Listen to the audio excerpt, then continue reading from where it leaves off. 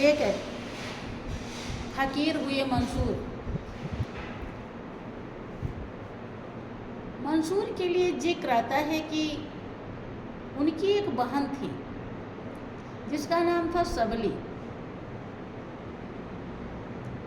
लेकिन वो ये नहीं कि कहीं मुसलमान का कव्वाली गज़ल कुछ हो रहा है तो वहीं जावे, वो हिंदू के भी सत्संग भजन में जाती थी सबली। उसके पिता को ये बात पसंद, आपने प्रायः देखा होगा कि हिंदू मुसलमानों के मज़ार पे चादर चढ़ाने चले जाते हैं, लेकिन मुसलमानों को हिंदू के मंदिर में पूजा करते देखा क्या? कोई हाँ अगर होगा तो कोई बिरले होगा, और नहीं तो क्योंकि वो अपने मजहब के पक्के होते हैं, मजहब के लिए वो लड़ पड़ते हैं। ऐसा आप देखते होंगे समाज में। तो उसके पिता देख रहे हैं कि मेरी लड़की सबली ये हिंदू के सत्संग में जाती है, तो बहुत ही नाराज होते थे। इतना नाराज होते थे कि सबली जब लौट के आती थी तो उसकी पिटाई करते, मारते थे। लेकिन सबली समझ चुकी थी कि इस मार कुटाई से ज़्यादा कीमती सत्संग का अवसर मिलता और वो सत्संग का लाभ उठा लेती। बड़े भाग्य से जो सत्संग मिलता है वो अपना भाग्य बना लेता, जो बना नहीं पाता उसके लिए बड़े भाग्य से नहीं मिलता, जो बना लेता है। हाँ, बना वही पाता है जो जन्म जन्मांतर से पवित्र पावन संस्कार इकट्ठा कर रखा है। उसी संस्कार रूपी दर्पण में सच्चाई दिखाई पड़ती है, और जब दिखाई पड़ती है तब जीव, मानो आदमी, इंसान बन करके उसे धारण कर लेता है। सबली एक नहीं मानती थी, रो लेती थी, दर्द सह लेती थी, लेकिन जब देखती थी कि हमारे पिताजी अब नहीं हैं, कहीं गए हैं, तो फिर वो संतों के सत्संग में चली गई। एक दिन का प्रसंग आता है कि एक जंगल के किनारे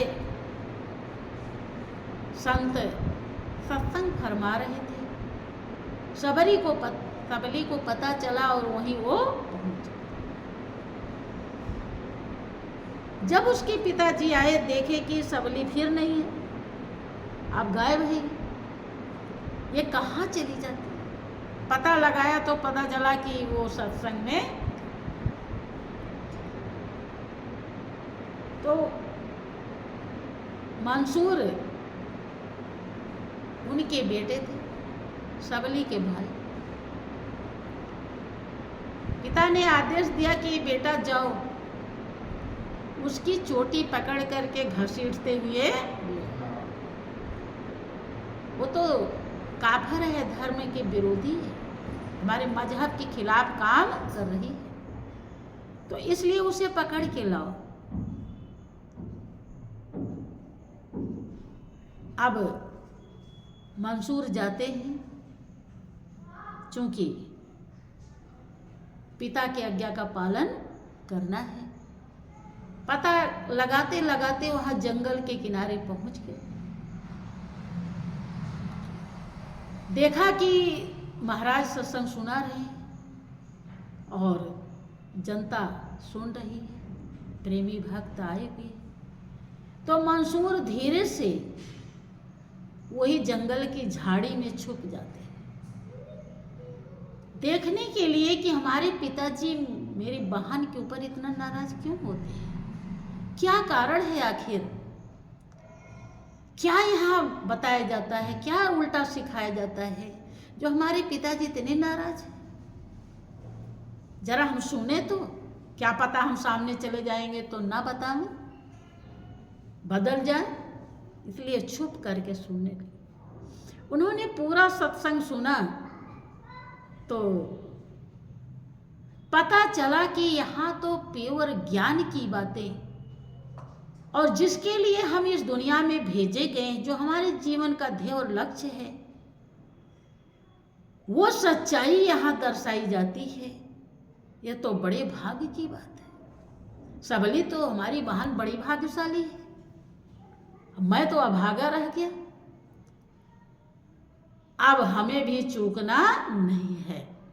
मंसूर अपने हृदय में दृढ़ प्रतिज्ञा कर लेते हैं कि अब हमें भी संत का संग अवश्य ही कर लेना है, और संत से उस नूरे इलाही का दीदार कर लेना है, जो नूरे इलाही अल्लाह ताला रोम रोम में रम रहा है, कड़कड़ में समाया है, जर्रे जर्रे में विराजमान है।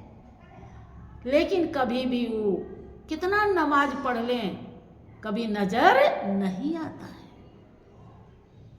सबली तो बहुत ही भाग्यशाली है।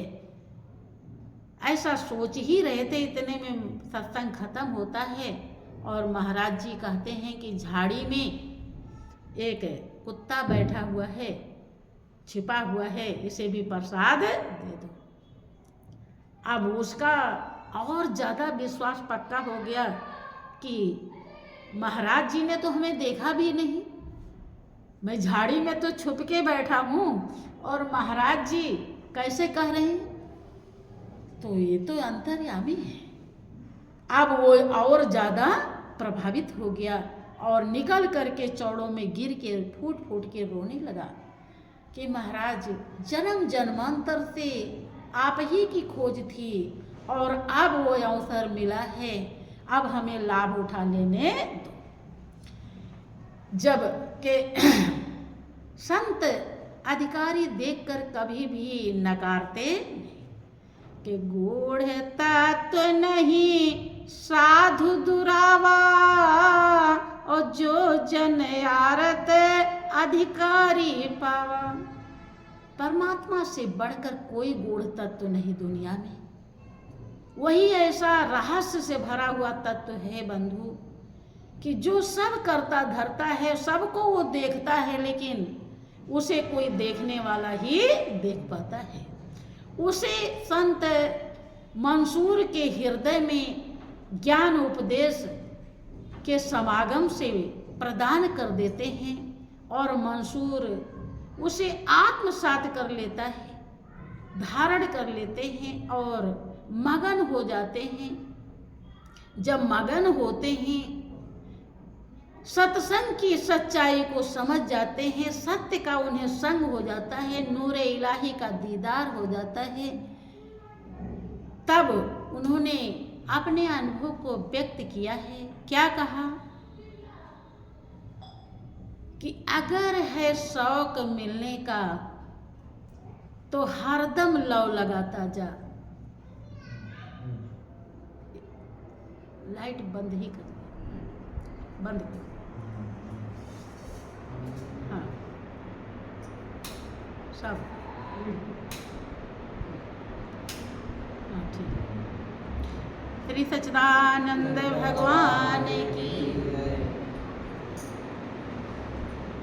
अगर है शौक मिलने का तो हरदम लौ लगाता जा।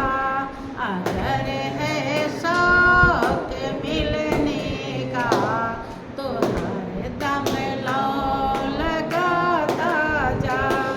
अगर क्या बताते हैं कि अगर आपको वास्तव में उस नूरे इलाही का दीदार पाना है, दर्शन पाना है, उसमें एकाकार होना है, उसकी आपको जरूरत है, उसकी चाह है, तो हर दम हर श्वास में लव लगाइए। हर दम लव लगाता जब मैंने हर श्वास में, दम माने श्वास, और लव क्या है? हर श्वास में कौन है? प्रभु का नाम। अब आप गौर कीजिए कि कितने श्वास में लव लगाते हैं, सुमिरन करते हैं, कम ही कर पाते हैं। उसने जब हर श्वास को संभाला तो जीवन की कीमत प्राप्त कर ली। जिसने श्वास को संभाल लिया, समझिए कि तीनों लोक की संपदा प्राप्त कर ली। बंधु, अगर श्वास को नहीं संभाल पाया तो कुछ भी नहीं मिलता है, और हीरे जैसी जिंदगी मिट्टी के बदले बेकार चली जाती है।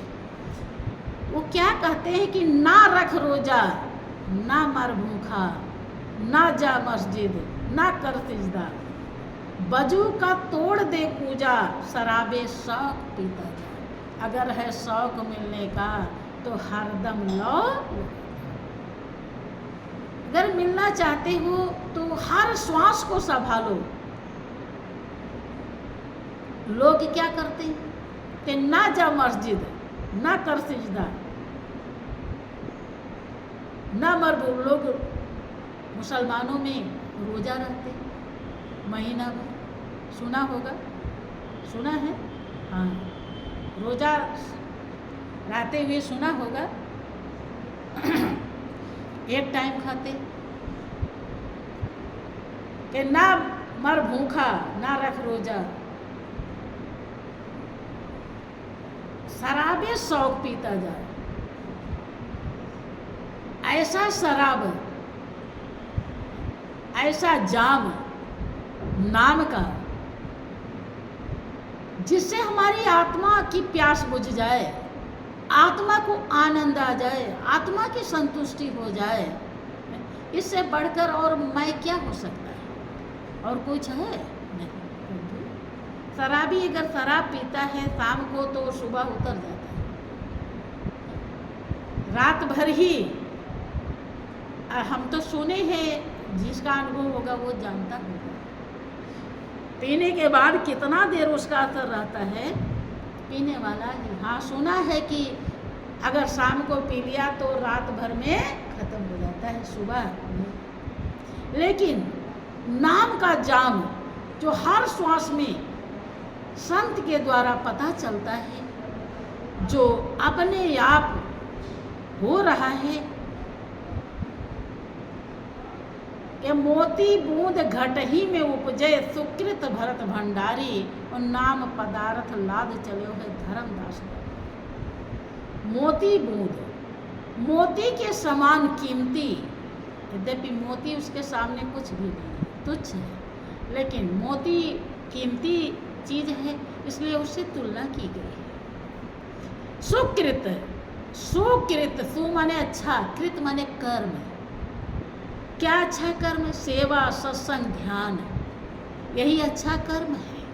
बंधु, जो ये ऐसा करता है, भरत भंडारी, वो अपने भंडार को, हृदय रूपी भंडार को किससे भर लेता है?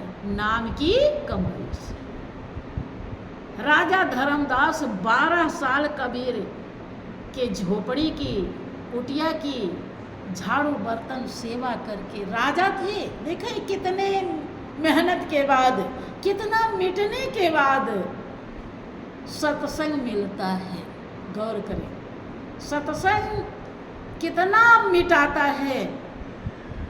किसी भक्त ने कहा कि मिटा दे अपनी हस्ती को, गर कुछ मर्तबा चाहे कि दाना खाक में मिलकर गुले गुलजार होता है। देखिए, आप लोग बीज बोते हैं खेत में, लेकिन कभी गौर किया कि क्या हो रहा है? नहीं। बीज बो के आ जाते हैं, इतना ज़रूर ध्यान देते हैं कि बीज ऊपर पड़ा है तो जाइए देखिए चिड़िया तो नहीं खा ले रही, चिड़िया को भगा देना। इतना ज़रूर मालूम है कि चिड़िया खा जाएगी तो बीज अंकुरित नहीं होगा। लोग इतना समझते हैं, इसलिए चिड़िया को भगाते हैं, और जितना भी बनता है बीज को मिट्टी में अंदर ले जाने की कोशिश करते हैं। अब बीज जब अंदर चला गया, अपने को मिटा दिया, अब उसके अंदर कुछ नहीं रहा, कोई भी उसकी अपनी बस नहीं रही, तब उसमें अंकुर निकलता है, छोटा सा अंकुर निकलता है।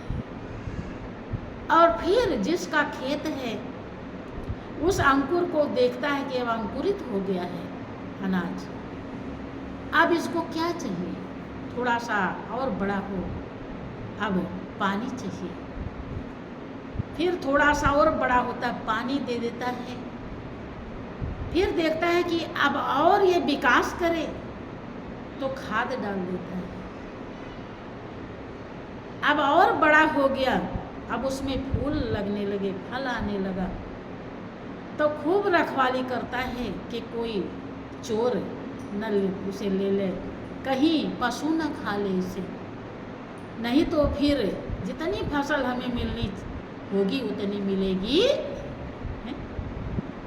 विचार कीजिए, जो पेट भरने वाली फसल है उसके लिए हम कितना सतर्क रहते हैं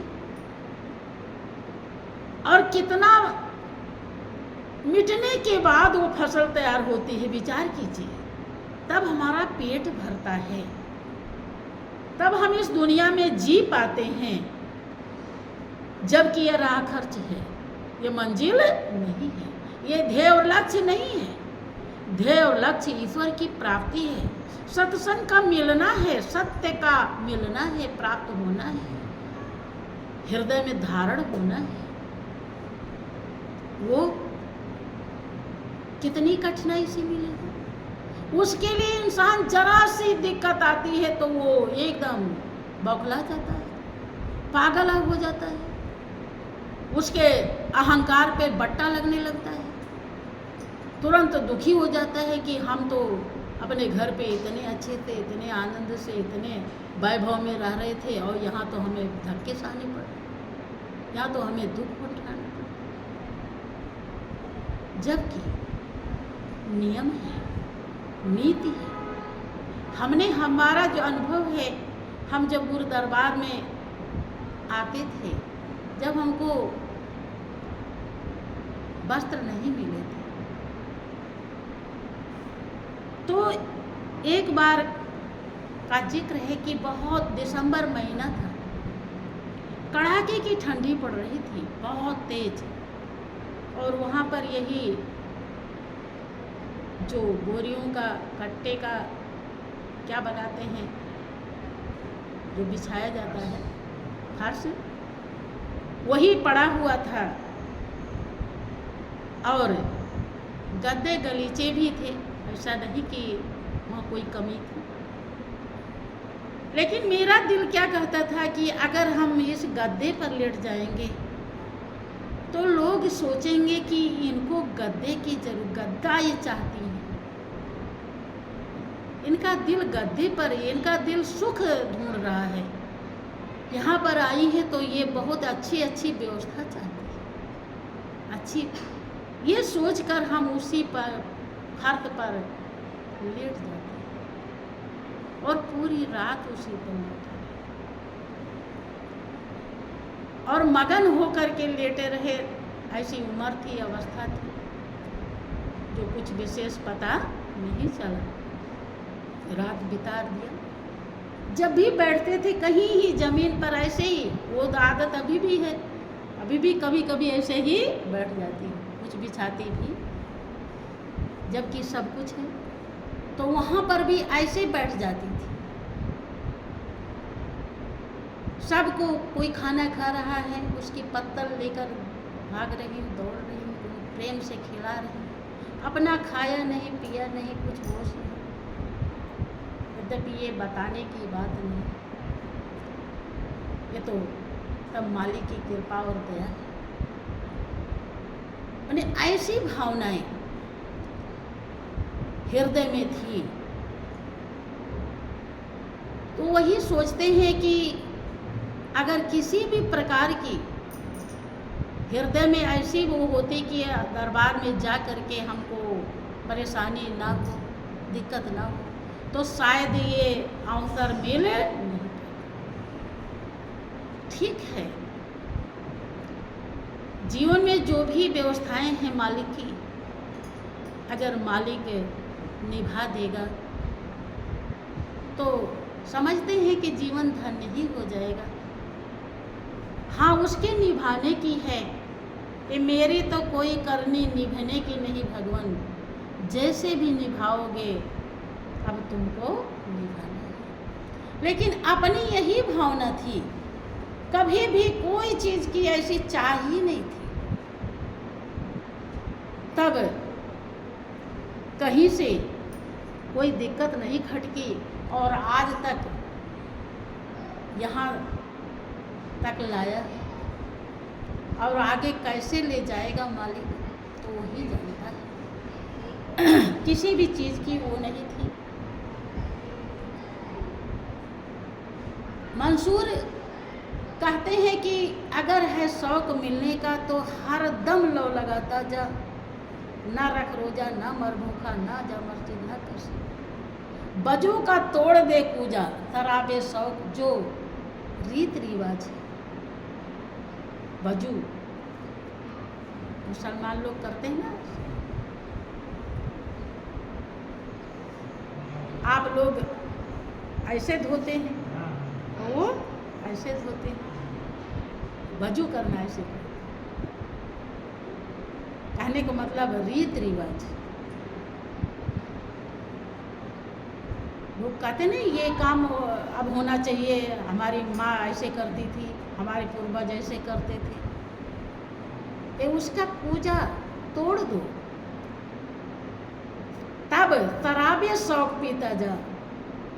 प्रभु के प्रेम का जो अमृत है वो हर पल हर क्षण, जब हमारा सूरत हमारा ध्यान मालिक से जुड़ जाएगा तो वही सबसे बड़ा अमृत है। उसे शराब बताया, नशा। भाई जिसको नशा की आदत पड़ जाती है वो किसी की बात मानता है? नहीं मानता ना। हाँ, बड़े मुश्किल से मान जाए। ऐसे ही जिसे मालिक के प्रेम का नशा मिल जाता है, हो जाता है, तो वो भी दुनिया की किसी की भी बात मानता नहीं। शराबे शौक पीता जा। मंसूर ने मानी नहीं। उन्होंने कहा कि ये धागा तोड़ दे तस्वीर किताबें डाल पानी में, मशाइख बनकर क्या करना, हकीकत को जलाता जा। अगर है शौक मिलने का तो हरदम लौ लगाता जा। कि खुदा तुम दूर मत समझो, यही रास्ता है मस्तों का। अब खुदी को दूर कर दिल से, इसी के बीच आता है। खुदी माने अहंकार। जिस दिन अहंकार के गर अभिमान मिटाना कठिन है तो प्रियतम को पाना कठिन है।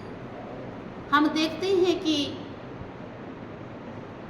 बहुत प्रेमी गलती पे गलती करते रहते हैं, लेकिन वो उनकी जुबान से ये नहीं निकलता कि मुझसे गलती हो गई, मुझे क्षमा कर दो।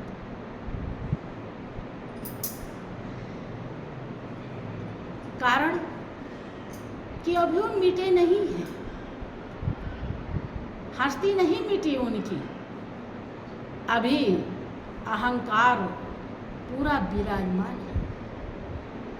लेकिन ध्यान रहे, अगर बीज थोड़ा सा भी ऊपर रहे तो चिड़िया वहीं से उठा ले जाती है।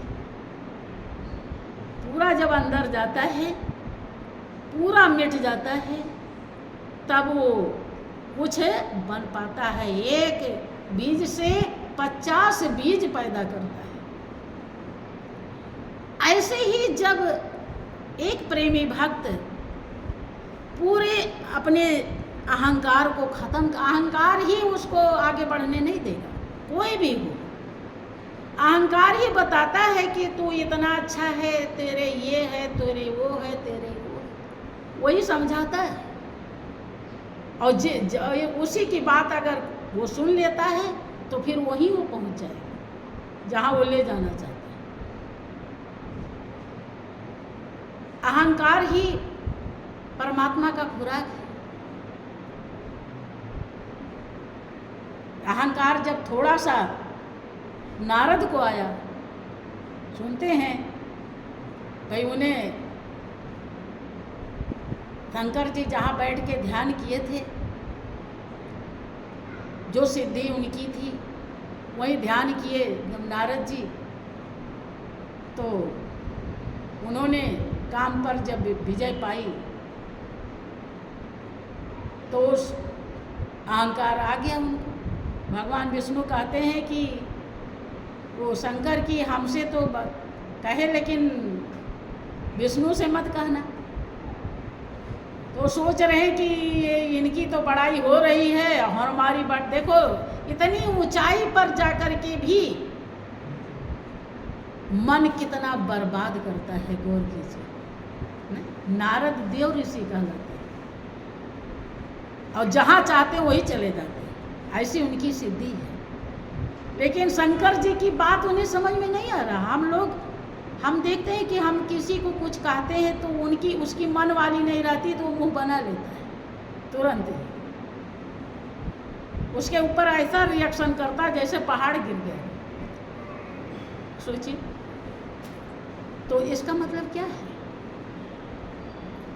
कि उसे बात बड़ी दुखदाई लग रही है।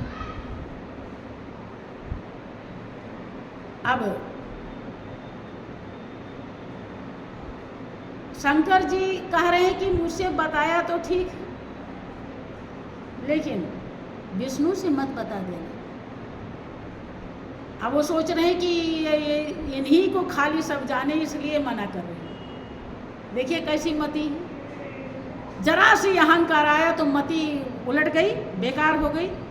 जबकि भगवान शंकर इसलिए नहीं मना कर रहे थे, वो इसलिए कि विष्णु से कहेंगे तब विष्णु इनका जो अहंकार है उसे वो खत्म करके ही रहेंगे, फिर इन्हें कष्ट उठाना पड़ेगा। भाई कोई चीज़ अब बीमारी है तो उसे निकालने के लिए कष्ट उठाना पड़ता है कि नहीं? पड़ता है ना। और अहंकार से बढ़कर तो कोई बीमारी नहीं है कोई बीमारी, इसलिए उन्होंने मना किया। लेकिन वो सोच रहे हैं कि इनके बराबर में हो गया, इसलिए कह रहे हैं ना बताओ। अब वहाँ जा कर के बता ही दिए, जब बता दिए तो हो गई उनकी परीक्षा। वो तिल निधि नाम के राजा का उन्होंने नगरी बसा दी, उनकी कन्या का स्वयंवर बना दिया भगवान विष्णु ने। एक बात उन्होंने कहा था कि प्रभु जिस विधि से हमारी भलाई हो वही करिए, तो भगवान ने वही किया। जब उनका रूप मांग रहे थे तो हरि में बंदर को भी कहते हैं, हरि भगवान को भी कहते हैं, तो इसलिए उन्होंने बंदर का रूप दे दिया और भगवान वाला रूप है नहीं, क्योंकि भलाई उसे। अब देखिए इतने बड़े भक्त हैं, विचार कीजिए, और अब उन्हें कितना कष्ट भोगना पड़ रहा है। भाई स्वयंवर में बैठे हैं, अब कहानी आपने बहुत बार सुनी होगी, और जिस तरफ से वो लड़की जयमाल लेकर आ रही है उसी तरफ जा जा के बैठ रहे हैं, और वो भूल के भी इनके तरफ नहीं देख रही है, और राजकुमार जो आए हैं उनको देख रही है। बार बार सोच रहे पता नहीं क्या बात है, हमारे तरफ देख नहीं रही, क्या बात हो गई। तो भाग करके उसी की तरफ जाते थे कि अब से देख ले, अब से देख ले, मैं बड़ा सुंदर हूँ। और वो देख रही बंदर इधर उधर क्यों नाच रहा है, वो परेशान हो रही है। इतने में भगवान विष्णु आ जाते हैं और उनके गले में जयमाल डाल देती है और वो लेकर, तब उसी में शंकर जी के गढ़ भी बैठे थे। ये रूप किसको दिखाई पड़ रहा था? उस लड़की को और शंकर जी के गढ़ को। और किसी को, और सबको नारद दिखाई पड़ रहे थे। देखो परमात्मा किस तरह से भलाई करते हैं बंधु, गौर करें। चाहे उन्हें भले कष्ट देना पड़ता है, देखो कष्ट से हम घबराते जरूर हैं, लेकिन ये वास्तव में कहना ही पड़ेगा कि परमात्मा जो करता है ठीक ही करता है, अच्छा ही करता है। अब कैसे अच्छाई उसमें भरी है, अब इसके लिए तो जितना हृदय साफ होगा उतना ही हम समझ पाएंगे। तो अब गणों ने बताया कि अरे जरा पानी में मुंह तो देख लीजिए। शीशा निकाल के दे दिया कि देखो दर्पण में। जब देखा तब तो नारद जी के क्रोध की सीमा, और नारद जी वहीं पहुंच जाते हैं जहाँ विष्णु बैठे थे उस कन्या को लेकर के, और कुछ भी अनाप शनाप कह देते कि जब समुद्र से लक्ष्मी निकली तो उसे ले ली, जो जो अच्छा चीज होता है वो तुम्हें चाहिए। श्राप दे दिए कि जैसे मैं बेचैन हो रहा हूं ऐसे आप बेचैन होंगे।